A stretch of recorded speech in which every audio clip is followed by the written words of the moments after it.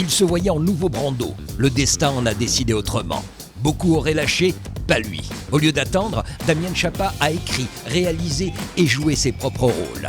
50 films plus tard, peu importe les règles, il tourne toujours à l'arrache, sans autorisation. Portrait d'un Maverick hollywoodien.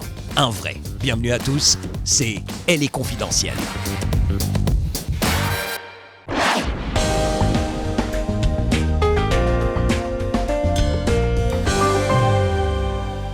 Quelle est la différence entre East LA et LA? C'est ce que demande un chauffeur de taxi dans la scène d'ouverture du film Les Princes de la Ville. Réponse du personnage principal qui s'appelle Miklo. Ici, c'est un tout autre pays. Et c'est vrai, à East LA, on est avant tout chicano, on parle calo, qui est le jargon chicano, on dit la razza pour évoquer la communauté, carnalismo pour la fraternité, on dit chavalon pour les jeunes. Cette culture qui est bien loin des images glamour qu'on a l'habitude de voir de la Cité des Anges, eh bien c'est le réalisateur Taylor Hackford qui a été un des premiers à la montrer. And action. Taylor Hackford n'est pas chicano, mais en tant qu'outsider, le réalisateur s'était entouré en 1991 d'artistes locaux, poètes, peintres et militants pour écrire ensemble Les Princes de la Ville et donner à la communauté chicano le film qu'elle n'avait jamais eu. Une fresque épique, à la manière du Parrain, mais ancrée dans les rues de East Los Angeles. Inspiré d'une histoire vraie, Les Princes de la Ville suit le destin de 3 cousins, liés par le sang, mais séparés par la prison, la drogue et la loyauté. Malgré des critiques mitigées et un échec au box-office à sa sortie, le film a lentement gagné son statut de culte. Les Princes de la Ville est devenu un film sacré pour toute une communauté. Plus de 30 ans après sa sortie, l'attachement est toujours aussi intact.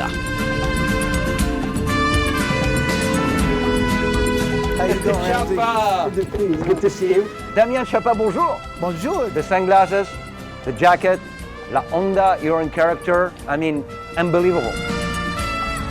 When I first started doing meet and greets, you know, I'd never done them before Blood and Blood Out, but Blood and Blood Out developed such a crowd of people, it just keeps getting bigger and bigger and bigger, which fascinates me because the movie's getting older, but the crowds are getting bigger.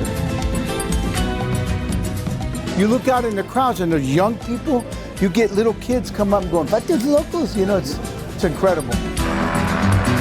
You know, you would think it was just L.A. and all this. Japan, get off the planes in Sweden, and all of a sudden you see these blonde Swedes come up and go, vatos locos, and you know, and it happens in Germany and all parts of France, Prince de la Ville, I think it's called. The following's amazing, and I think the reason why is because the film is about family. Vatos locos, littéralement les mecs tarés. C'est, dans Les Princes de la Ville, un cri de ralliement. Il symbolise l'amitié fraternelle, mais aussi la violence des gangs. Damian Chapa incarne Miklo, moitié mexicain, moitié blanc. Rejeté par les chicanos à cause de sa peau claire, Miklo s'accroche aux Vatos locos pour exister. He was the wild-eyed kid, the insecure kid trying to fit in with everybody. The way I wanted to portray it is it took time to get there. And I think that's why people enjoy my characters because, first of all, you know, he was a very loving kid that could have went straight. He should have went straight, but fate would have it that he is the one that goes to prison. And so I think they saw his suffering. And then when he got into prison, he had no choice but to either die, be killed, be murdered, or to take over. Toujours à propos des Princes de la Ville, le réalisateur Taylor Hackford avait même obtenu l'autorisation exceptionnelle de tourner à l'intérieur de la fameuse prison de Saint-Quentin avec des détenus en figurant choisis par l'un des acteurs du film. C'est lui, Danny Trejo, qui connaît bien cette prison pour y avoir purgé une peine de 3 ans. Tourné à 90% en décor naturel ici à East LA, Les Princes de la Ville a immortalisé plusieurs lieux du quartier comme cette épicerie derrière moi, Los Cinco Puntos, qui, entre parenthèses, sert peut-être les meilleurs tacos de Los Angeles.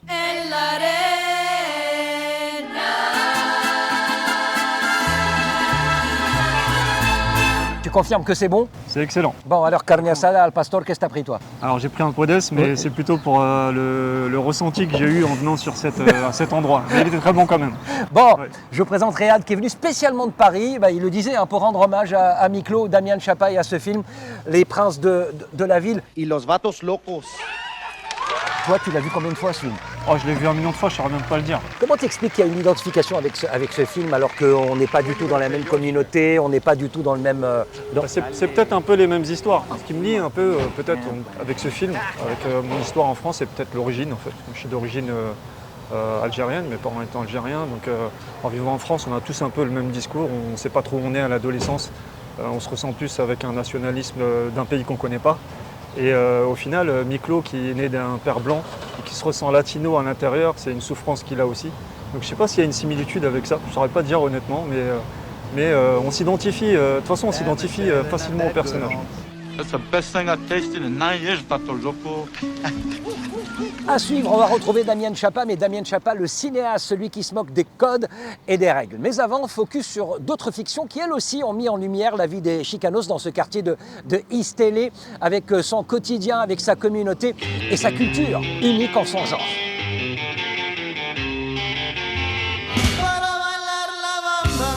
Bien avant les Princes de la Ville, la Bamba, en 1987, posait les bases. Premier succès venu de East LA, film grand public, une bande-son inoubliable et une portée internationale.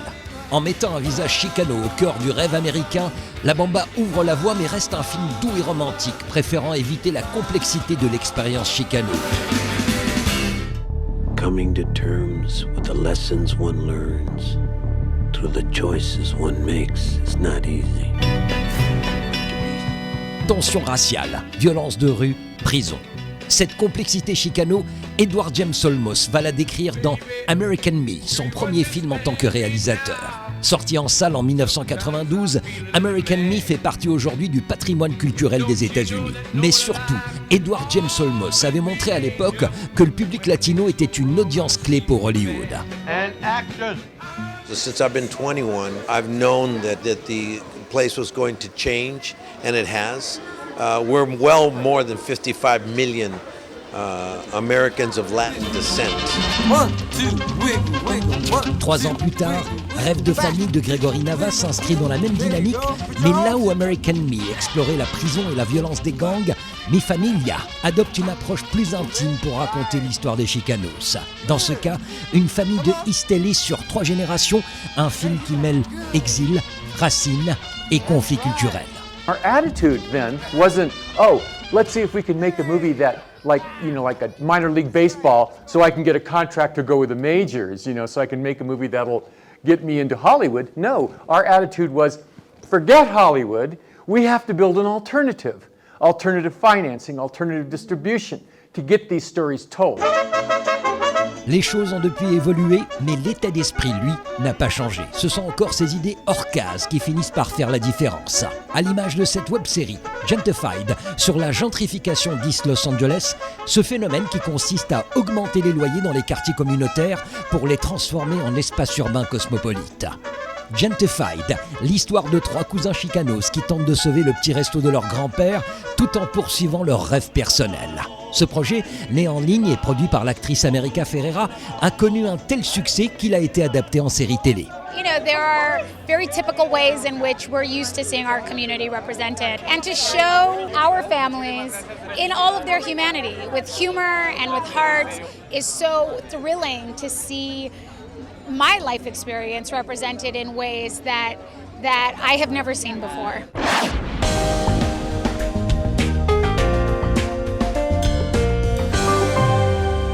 Damian Chapa, la star de Blood In, Blood Out.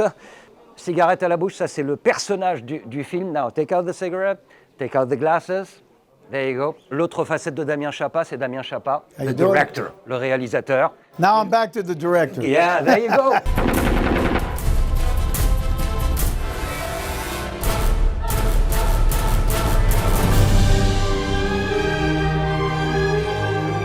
You never ever stop. Knowing that you finance your film yourself, you distribute them, you write them, you direct them, Well, I started out in Hollywood as an A-lister when I was young. I was loving Hollywood as an actor, but I didn't really like some of the roles I was doing after I did Blood In, Blood Out. And I was only an actor. And then when I started directing films, I didn't go to school. So I took all the Kurosawa films I could get, all the Fellini films I could get, and I watched them for 2 years. I locked myself in my house, and I fell in love with making films. And you've done a lot.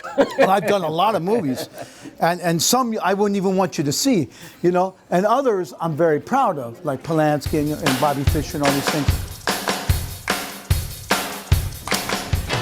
You never have sex before, baby? And you know how I do these films, it's like, you know, shoestrings. And sometimes nothing at all. But that's the beauty of it. Yeah. You know, it's like you decide to do a movie, you go there and you just shoot. I own the camera. I've got 2 of them actually, so I could do all these shots in Paris, and I'm going around sneaking around Paris, getting, you know, beautiful Paris. And I'm shooting like I got $50 million when I don't. I'd like 50,000 to shoot it, you know? Somebody wrote a critique. They said, this guy broke all the rules of filmmaking. Because I thought to myself, what fucking rules are you talking about? This is art. There cannot be any rules. We won 35 film festivals for Last Kiss in Paris. A couple of them in France, the Red Movie Award, all these wonderful festivals that I'd never won before. So it validated me a bit, and it helps you as a filmmaker.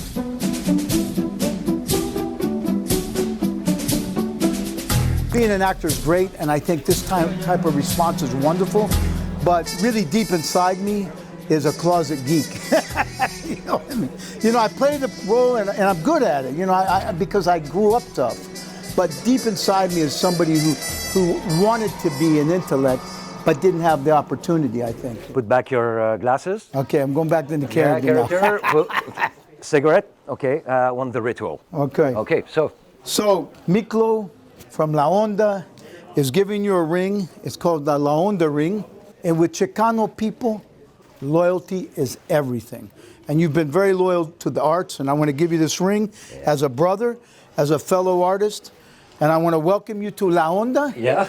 And there's just one thing. What? You can't get out. You can't get out.